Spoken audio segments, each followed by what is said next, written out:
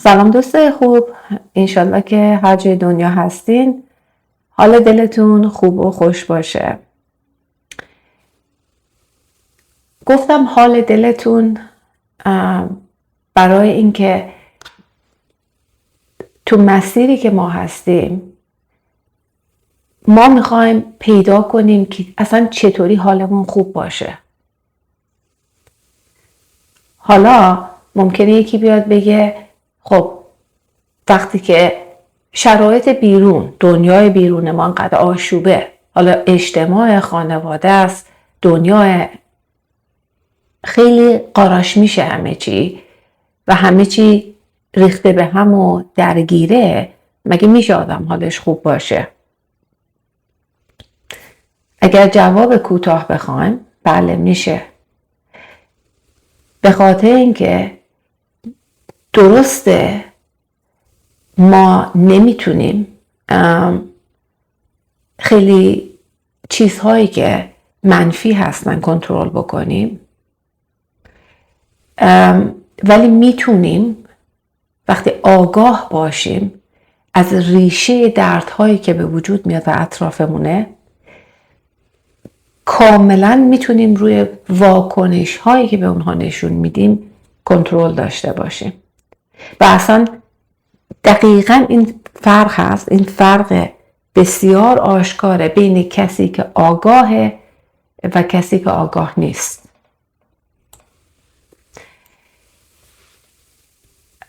مثلا شما در نظر بگیرین یه شخصی که در یه خانواده بوده، اینا ابیوسیو بودن، هی اذیت میکردن، آدمای خوبی نبودن، محیط منفی ایجاد میکردن، هی جر و بحث بوده، پدر مادر با هم توافقی نداشتن، بچه ها براشون مهم نبوده و هرگز آرامش و عشق و زیبایی تو این خانواده مثلا معنا نداشته.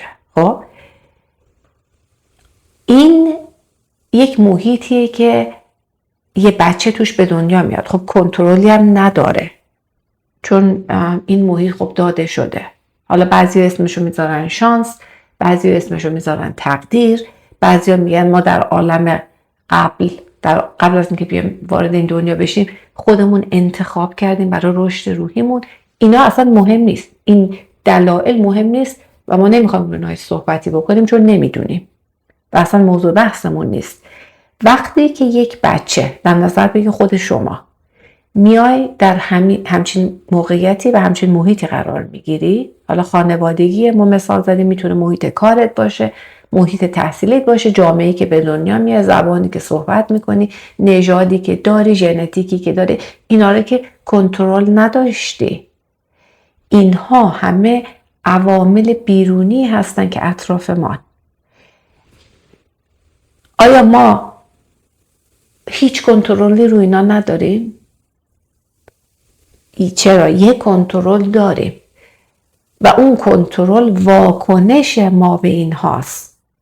یعنی شما میتونی مثلا بدترین خانواده رو داشته باشی ولی در این حال آدم خوشحالی هم باشی و جلوی اون ضربه هایی که سالها بهت زدن و آگاه نبودی رو بگیری. درسته؟ چرا؟ چون شما انتخاب میکنی که افسرده باشی یا نه. ولی اگر شما آگاه نباشی از واکنش های خودت، فکر میکنی که خب اگر افسرده شدی، اگر مریض شدی، اگر زندگیت خراب شده، اگر در سیاهی زندگی میکنی، همش تقصیر دیگرانه. بله عوامل بیرونی هست ولی ما باید اینها رو بشناسیم با حضور کامل و با آگاهی و باز کردن راز پشت اینها که بتونیم برعکس اینها رو به وجود بیاریم برای خودمون.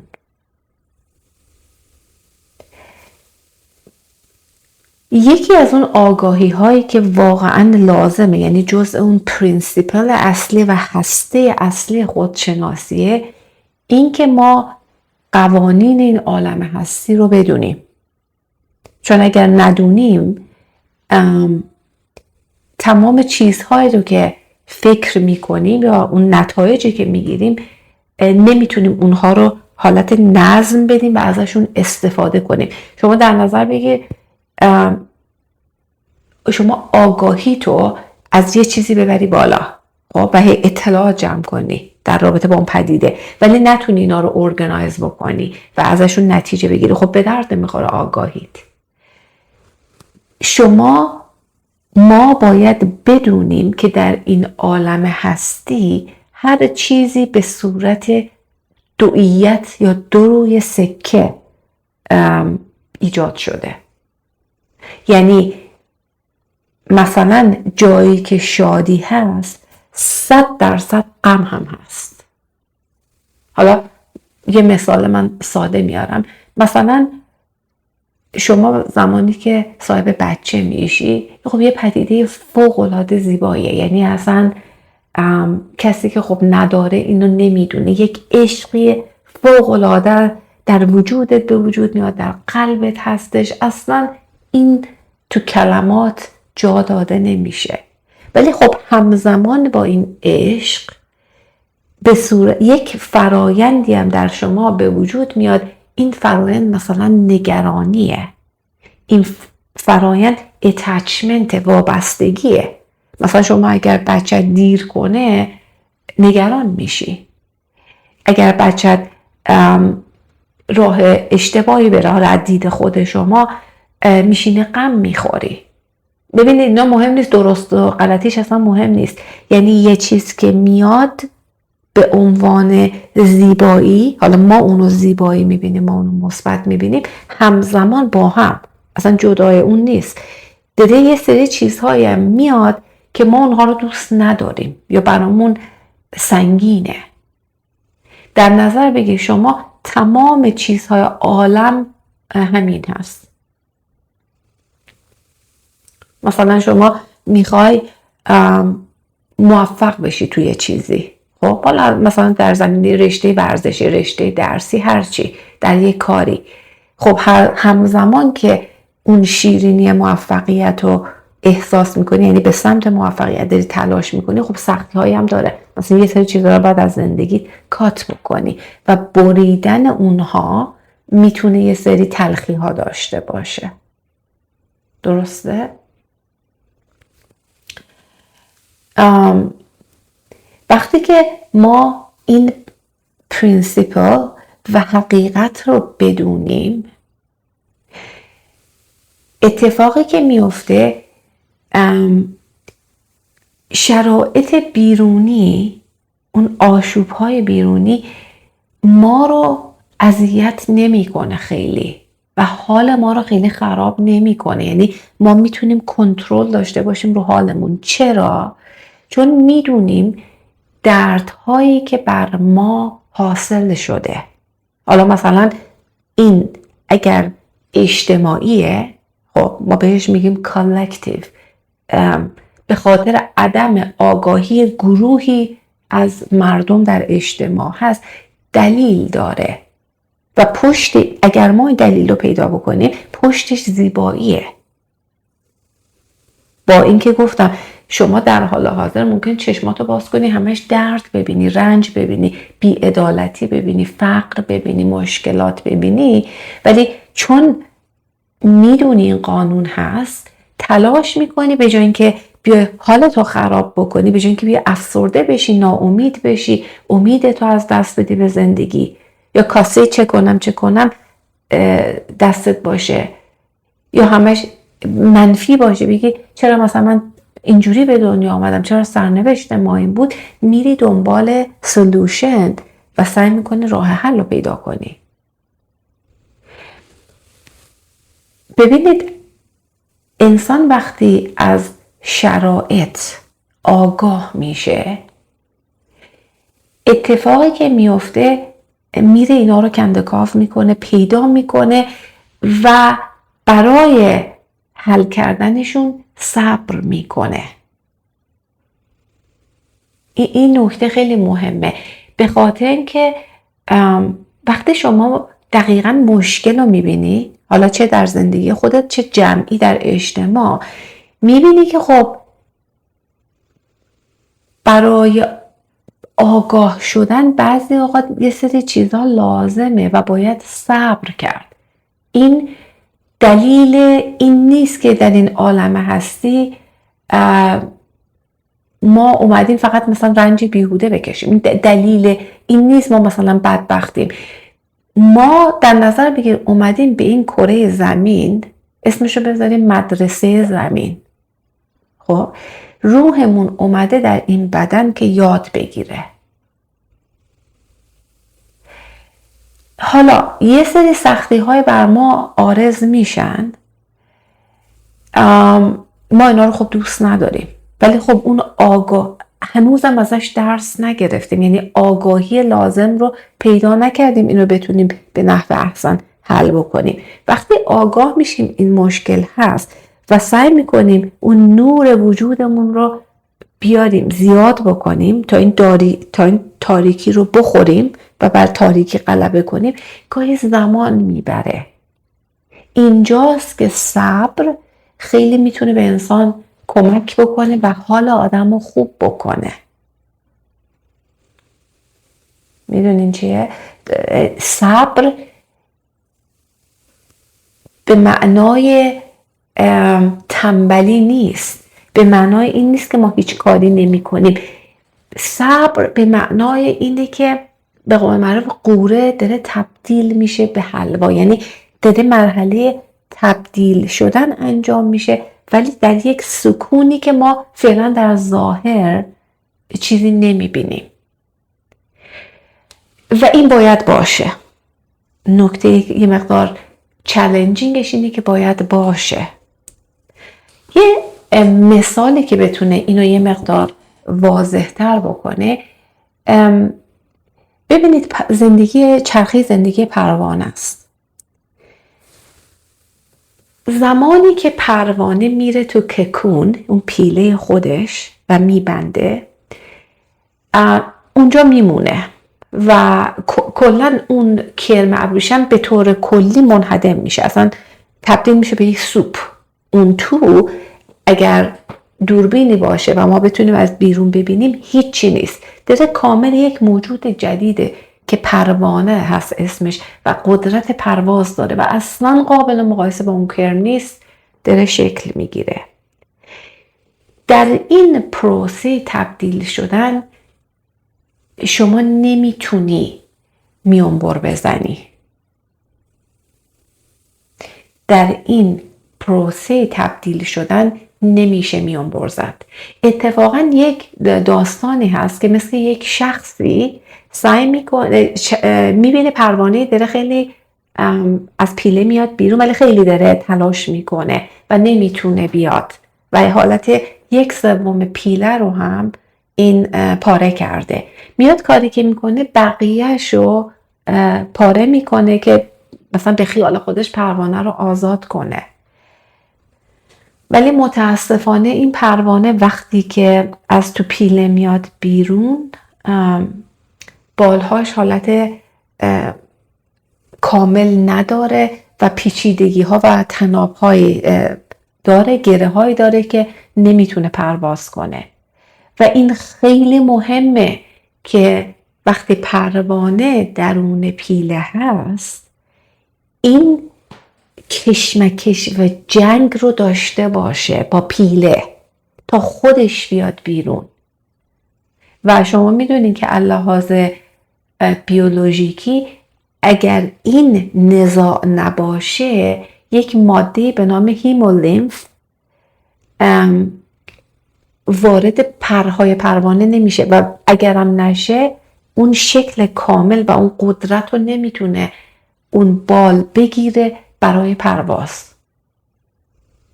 پس میبینید اون دوره‌ای که از دید ما که بیرون هستیم و بسیار مهمه و در پروانه این هیمولیمفو به خاطر این نزاعی که با پیله داره وارد پرها میکنه،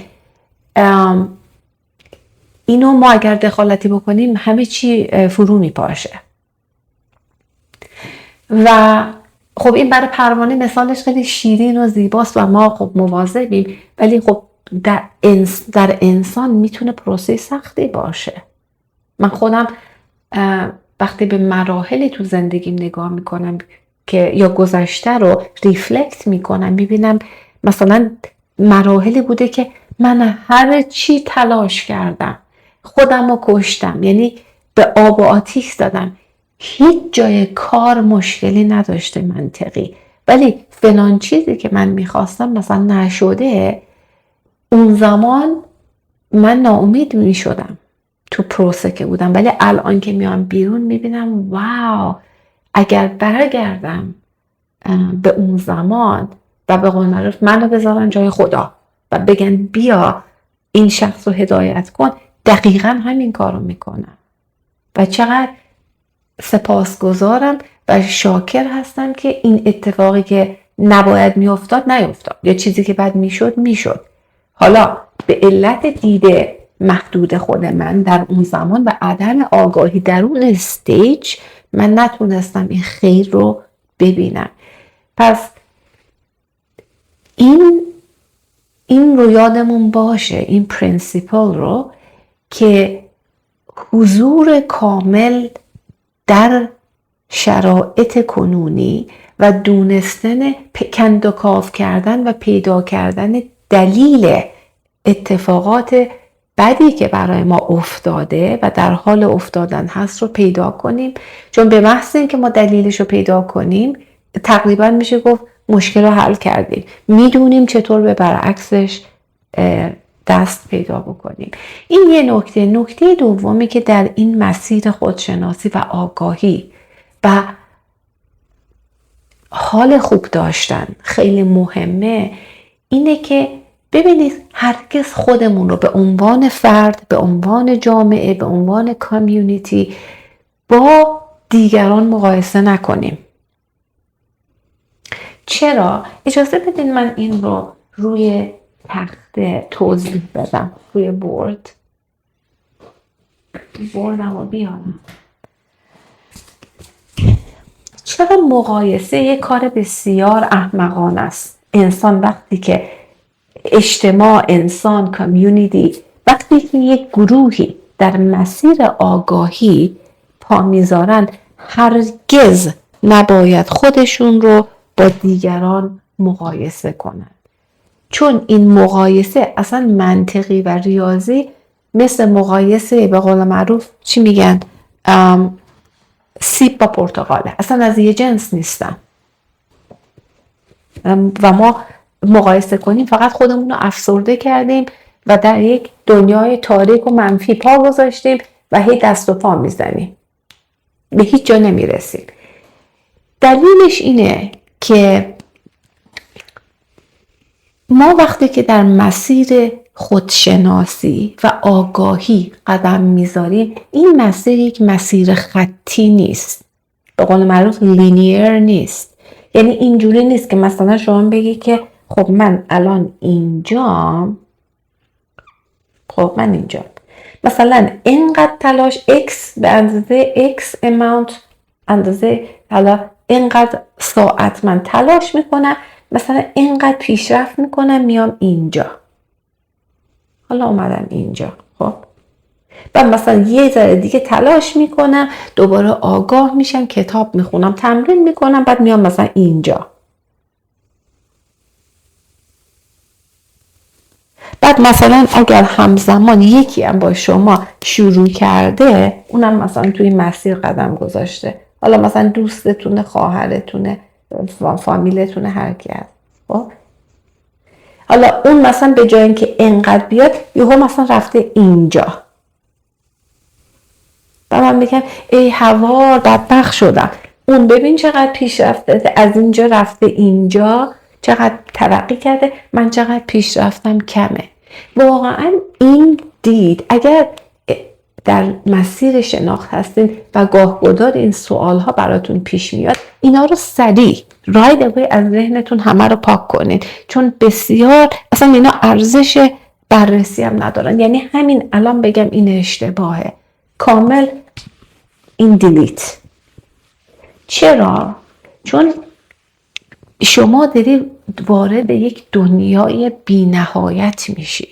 بی نهایت این ابعاد داره و اصلا راجع به این پیشرفت دنیای مادی مثل اصلا کلاس گریت نیست، کلاس اول شما بری دوم بری سوم. ببین دقیقاً این مثالی که میارم الان مشخص میکنه که پیشرفت توی دنیای درون چه شکلیه. شما در نظر بگیرید مثلا یه دونه این چیه مکعبو که 3 بعدیه. خب این 3 بعدیه، درسته؟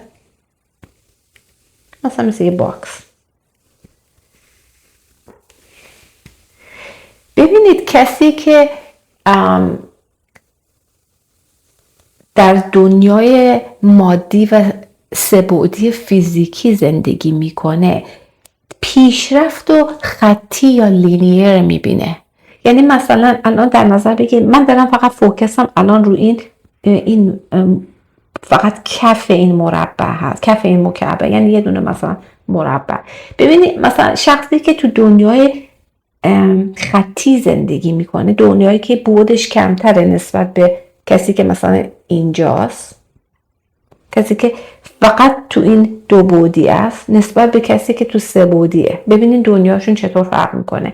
کسی که اینجاست، من قرمز بذارم که مشخص بشه مثلا بنفش، خب فقط دنیاش این توه. این میتونه فقط به این سمت حرکت کنه یا بره به سمت بالا، کلا محدودش اینجاست. مثلا تلاش ذره میکنه میاد به سمت راست خودش، یه ذره تلاش میکنه میره سمت بالا، همه چی بر اساس تلاش و خیلی منطقه. بعد مثلا این شخص ممکنه یه شخص دیگر رو ببینه که یه مقدار جلوتر از خودشه، حسادت کنه بگه مثلا این کمتر از من تلاش کرد، خب چرا رفت اونجا، و همیشه احساس افسردگی میکنه وقتی که عقب میفته.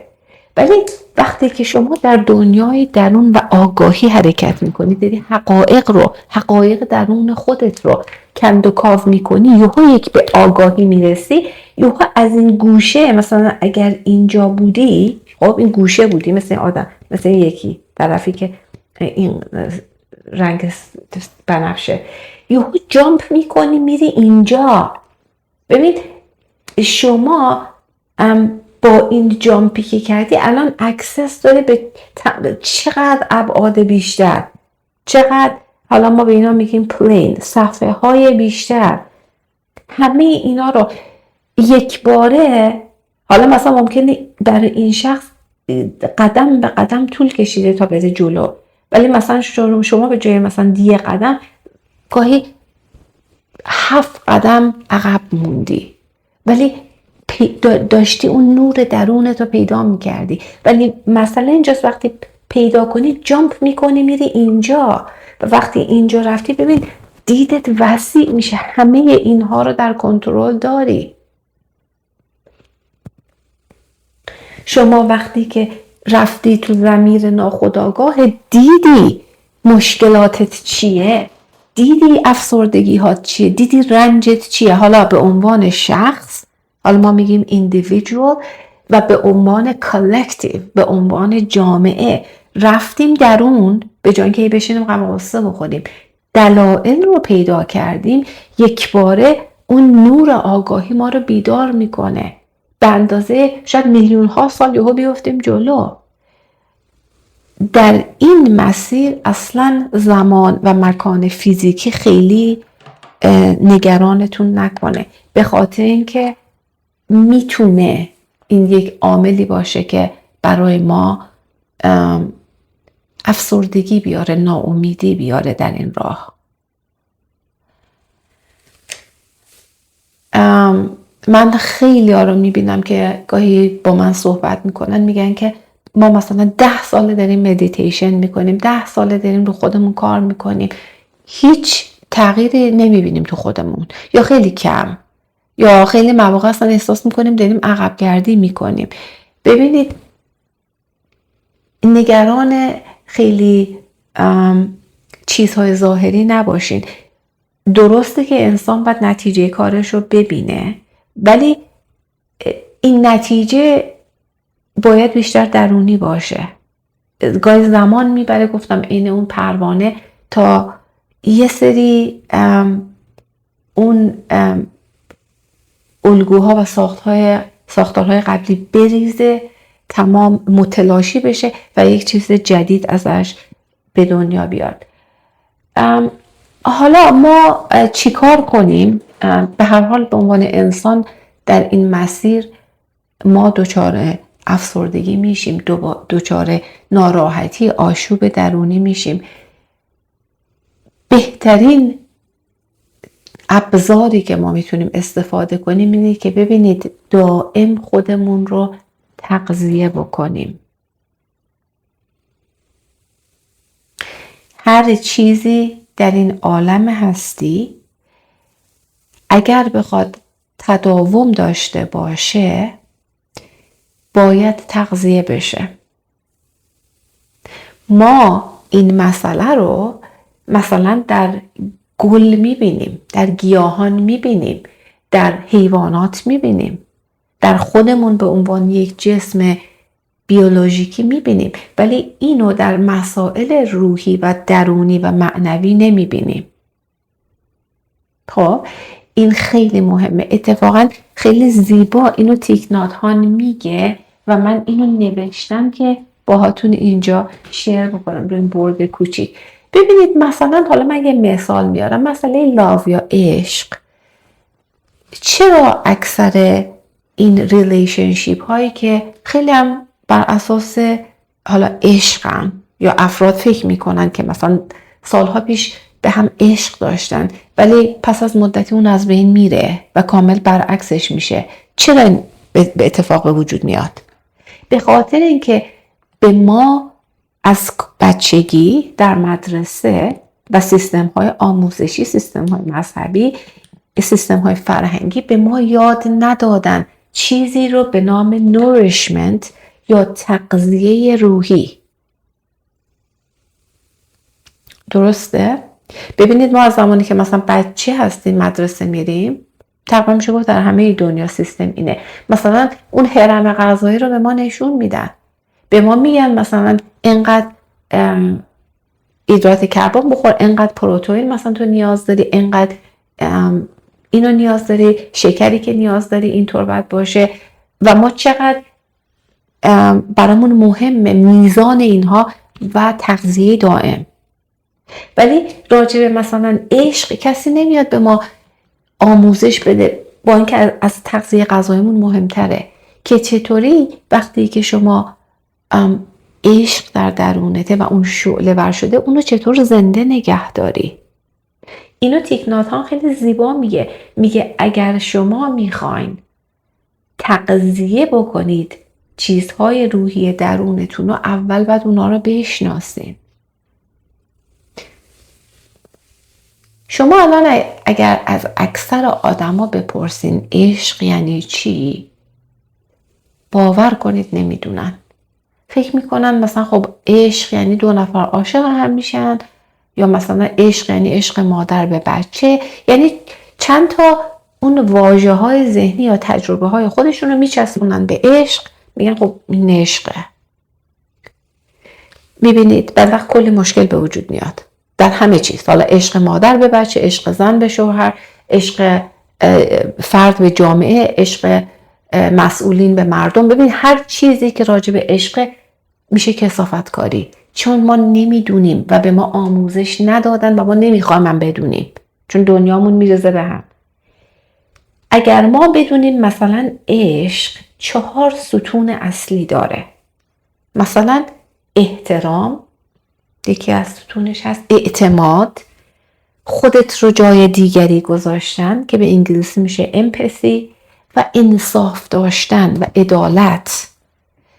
اون وقت میتونیم عشق رو تعریف بکنیم، آگاه میشیم از ستونهای عشق و اگر جایی این شروع میکنه به فروپاشی سریع میریم اون رو فیکسش میکنیم اگر قابل فیکس کردن باشه. و برعکسش هم سریع متوجه میشیم. مثلا شما در روابط ابیوسیو و مخرب نمیمونی که به اسم عشقه. مثلا اگر شما دوستی داری، عضو خانواده‌ای داری، چه میدونم مادری داری، پدری داری، همکاری داری، هر کس میاد میگه ما عاشق توییم، ولی مثلا هیچ وقت به شما احترام نمیذاره، شما میدونی عاشقت نیستن و این دروغه. ببین سریع خودت رو از اون ریلیشنشیپ محیط میکشونی بیرون و ببین چقدر خودت رو نجات میدی از یه سری چیزهای از منفی و نتایج منفی و خانه خراب کنی که بعدها ممکنه برات پیش بیاد. یه آگاهی که به نظر میاد ساده است. پس چی شد؟ اگر ما آگاه بشیم از پدیده های معنوی در ریشه، میتونیم چیکار کنیم؟ میتونیم تقویتش کنیم اگر قابل تقویته، یا از بینش ببریم اگر مخربه. ما اگر بدونیم که عشق یه دونه پایش اعتماده، میشناسیم کی عاشق واقعی مونه. اگر کسی مثلا اصلا به ما اطمینان نداره ولی میگه عاشقتم، خب دروغه. یا شما خودت فکر میکنی عاشق یه نفری ولی سر سوزن به این شخص پس از سالها اطمینان نداری، نمیتونی مثلا حرف دلتو بزنی، نمیتونی مشکلاتتو بگی، همیشه ترس داری، میدونی خب عشق تو کار نیست. اطمینان به نفس پیدا میکنی. یا مثلا فرض کن حکومتی هست میگه ما عاشق شماییم ولی مثلا احترام به حقوق شما نمیذارن، خب میدونین دوستت ندارن. ببین همه مشکلات با آگاهی حل میشه.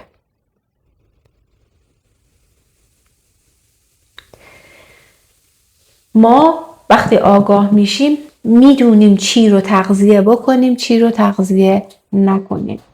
پس ازتون خواهش میکنم این نکته رو هم در نظر داشته باشین و در رابطه با مسیری که ما داریم توش حرکت میکنیم، تغذیه یعنی این که بیایم تجربیاتمون رو با هم به اشتراک بذاریم. اگر تجربه داشتین و اون در دل شما نوری رو ایجاد کرده و شما تونستین از یه سری تاریکی ها نجات پیدا کنید، شما الان یک چراغ کوچولو دستتونه در رابطه با اون مسئله. وظیفه شما هست که اون رو بیاری راه رو روشن کنی برای دیگران.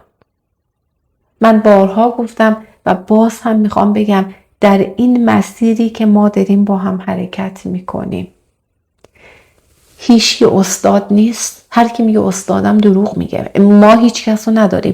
بعضی اوقات یک انسانی آگاه تره چون تجربیات بیشتری داشته، حالا براش پیش اومده یا عالم هستی در مسیرش گذاشته، خب نوری دستشه، فانوسی دستشه، میگیره دیگران هم بیان. ولی دیگران هم فانوس های خودشونو دارن. اصلا اونها هم میتونن قسمتی از مسیر رو روشن کنن که خیلی اون افرادی که ادعا میکنن اونا نمیتونن. ما باید دائم خودمون رو تقویت بکنیم. ساپورت گروپ خیلی مهمه. چیزی به نام اجتماعی که اون افراد هم با ما هم مسیرن. ببینید نه که مثل ما، هیچ کس مثل شما نیست. شما خودت یونیک و منحصر به فردی، این سر انگشتت. ولی وقتی شما در گروهی هستی که اونها با شما ببینید همزبانن و شما میتونی صحبت کنی و اونا شما رو درک میکنن، شما هم اونا رو درک میکنی، شما میتونی در مسیر ساپورت بشی. دقیقاً مثل یه گروهی که مثلا میخوام برن قله اورست. شما اگر دنیایی قوی باشی، ورزشکار باشی، بهترین اکویپمنت رو داشته باشی، بخوای بری تنها در مسیر دچار مشکل میشی.